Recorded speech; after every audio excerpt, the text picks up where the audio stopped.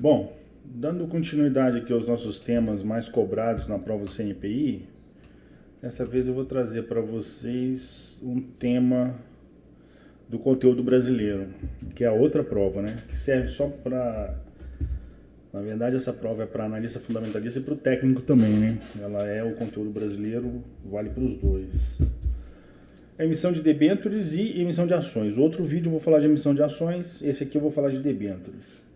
Como é que é o processo do book building? Para quem não sabe, o book building é o dia em que o banco coordenador da oferta recebe as intenções de compra das debêntures que serão emitidas pela empresa, das diversas assets, dos diversos fundos de investimento, inclusive pessoas físicas e jurídicas também. Como é que se dá a ordenação, né? Ou seja, se houver mais interesse, né, um volume de compra maior do que o volume que está sendo emitido, como é que vai se dar a priorização, como é que vai se dar o rateio, né? Então, basicamente, vou trazer aqui um exemplo fictício.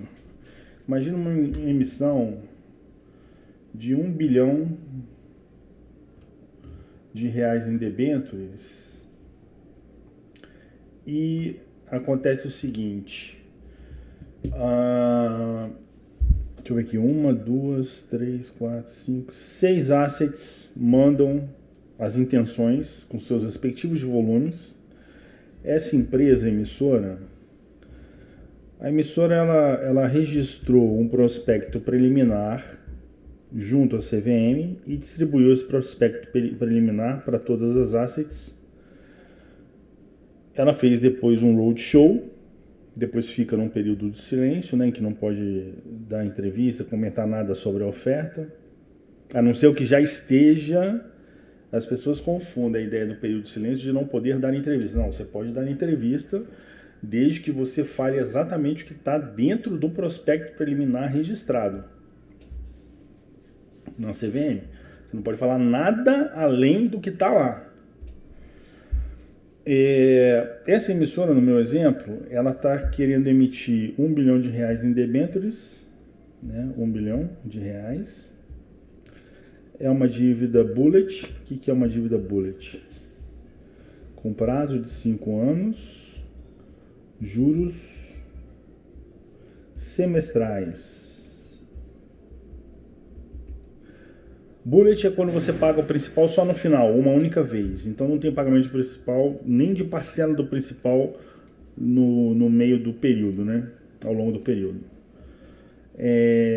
E no prospecto ela colocou 110% do CDI, a intenção de captar a 110% do CDI, e os bancos que participam do sindicato dessa emissão aceitaram dar garantia firme. Garantia firme é caso a empresa não consiga captar 1 bi, o que faltar para 1 bi, os bancos encarteram essa debênture, aceitando receber 110% do CDI. A outra opção de garantia firme são melhores esforços, ou seja, os bancos não têm que dar nenhuma garantia de encarteiramento de debênture que não seja emitido, que a empresa não consiga emitir no mercado. Essa debênture que é registrada na CVM é um valor mobiliário disponível ao público em geral, a gente chama de debênture pública, tá? As pessoas confundem debênture pública e privada. Uma debênture privada não significa que ela é uma debênture emitida por uma empresa, uma instituição privada. Não, não é isso. A debênture privada é aquela que não há necessidade de se registrar na CVM, porque ela não vai ser comercializada, não haverá um mercado secundário. É uma operação entre A e B, ou seja, tem entre devedor e credor. Normalmente esse credor é um banco. Pode ser uma holding também do grupo e tal, não tem problema nenhum, mas essa é uma debênture privada. Esse aqui é o meu exemplo de uma debênture pública, né? Bom, foi lá no dia do book building, houve um interesse no total de 2,2 bilhões de reais, bem acima da emissão. E supõe que essa empresa ela não vai exercer o greenshoe, não exercerá o greenshoe. O que é o greenshoe? É o direito que uma empresa tem numa emissão pública de captar um lote suplementar de até 20% da emissão inicial. Então ela não vai exercer, então não vai para 1 bi 200, vai ficar em 1 bi.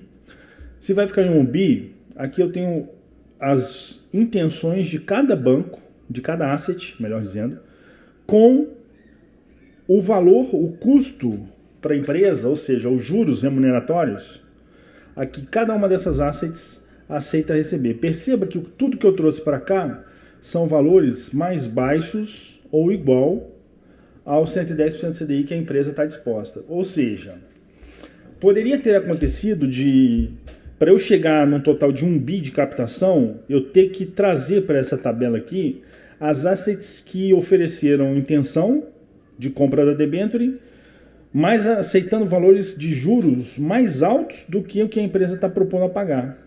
E aí caberia a empresa decidir se ela continuaria ou não com a oferta.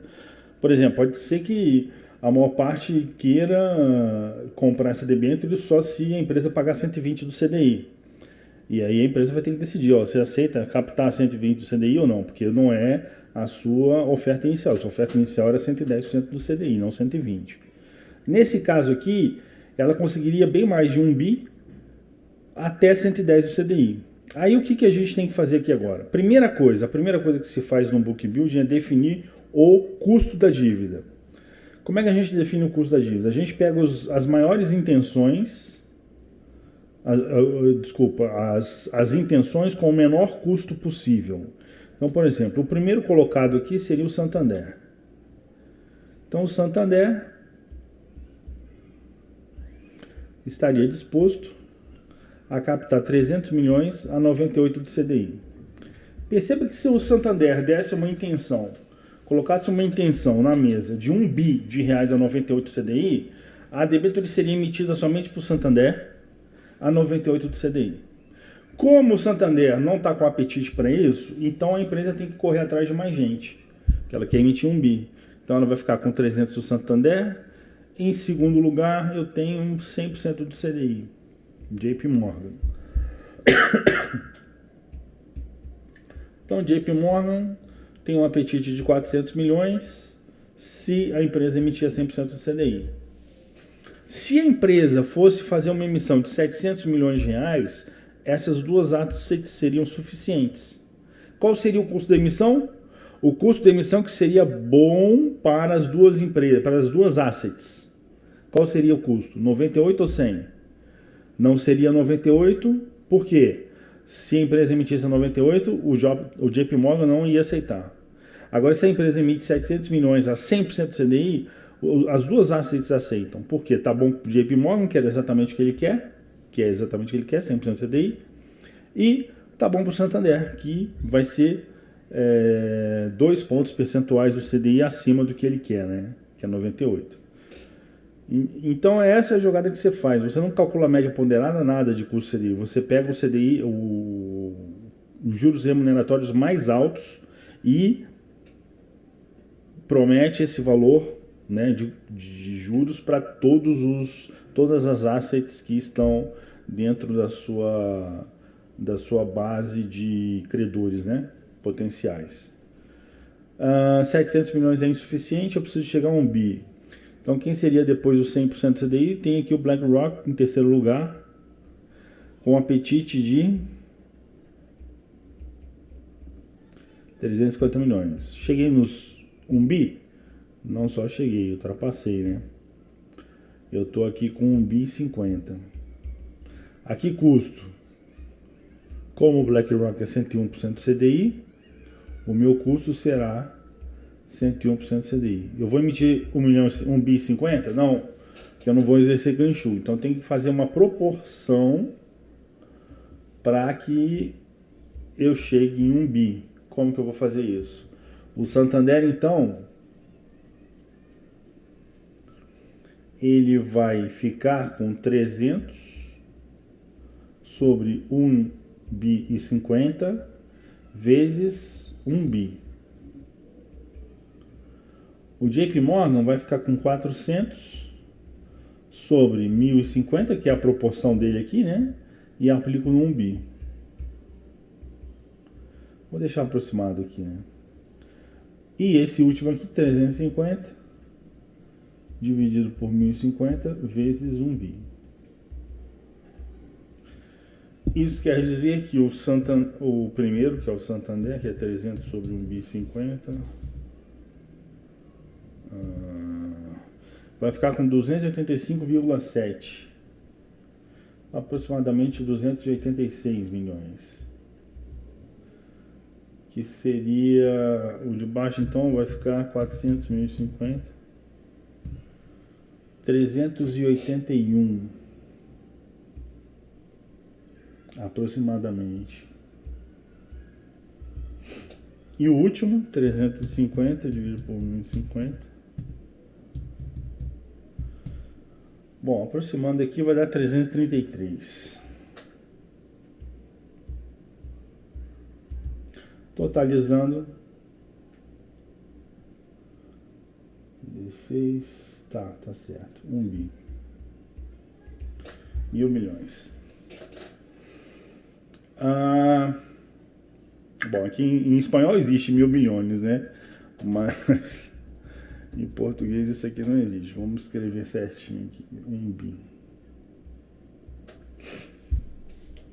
Bom, tá aí o book building fechado. Santander compra 286 milhões, JP Morgan 381 milhões, BlackRock 333 milhões, ao custo de 110% do CDI. Ok? Então essa é a ideia. Até o próximo vídeo.